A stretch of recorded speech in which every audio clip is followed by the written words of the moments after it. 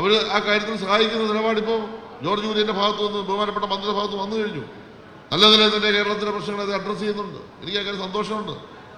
അപ്പോൾ അതേ കൂടി പങ്കെടുത്ത് ഈ ഒരു ചടങ്ങ് നടക്കണമെന്ന് ആഗ്രഹിച്ചപ്പോൾ കാവിയും ചുവപ്പും കൂടെ കെട്ടിയെന്ന് എന്നോട് പറഞ്ഞു. ഏത് കാവിയും ചുവപ്പും കൂടെ കെട്ടി? ഇതൊക്കെ ഇവിടെ ഒന്ന് പറയേണ്ട കാര്യമുണ്ട്. കാവിയും ചുവപ്പും കൂടെ കെട്ടിയോ?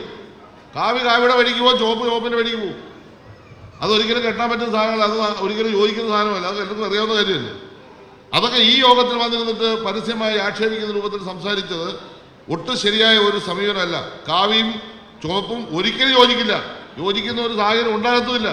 അത് പ്രഖ്യാപിക്കുന്നത് ഞങ്ങൾക്ക് നട്ടലുള്ളവന്മാർ തന്നെയാണ്. അവർക്ക് നട്ടൽ കാണും, ഞങ്ങൾക്ക് നട്ടൽ കാണും. പിന്നെ ഞങ്ങൾ നമ്മളിപ്പോൾ കെട്ടിപ്പിടിച്ചുകൊണ്ടിരിക്കുക. ഇവിടെ അതേ കേന്ദ്രമന്ത്രിയല്ലേ, കേന്ദ്രമന്ത്രി ക്ഷണിക്കേണ്ട ഉത്തരവാദിത്വം ധാർമ്മികമായി സ്റ്റേറ്റിൻ്റെ അവരുടെ കൂടി ഫണ്ട് കൊണ്ടല്ലേ ഈ പദ്ധതി നടപ്പാക്കുന്നത്. അതിനെന്തിനാ മാറ്റി നിർത്തേണ്ട കാര്യം? എന്ത് രഹസ്യമായിട്ട് പറയേണ്ട കാര്യം? ഞാനിവിടെ തന്ന മുഴുവൻ പൈസ കണക്ക് പറഞ്ഞല്ലോ, ഇതിനെ പറയാതിരിക്കേണ്ട കാര്യം? അതൊക്കെ പറയേണ്ടത് അന്തസ്സുള്ള കാര്യമാണ്. ഒരാളൊരു കാര്യം ചെയ്താൽ ആ കാര്യം പറയേണ്ടത് അന്തസ്സായിട്ട് പറയണം. ഇന്നത് അവർ ചെയ്തില്ലെങ്കിൽ ചെയ്തില്ല എന്ന് പറയും. ചെയ്താൽ ചെയ്തെന്ന് പറയണം.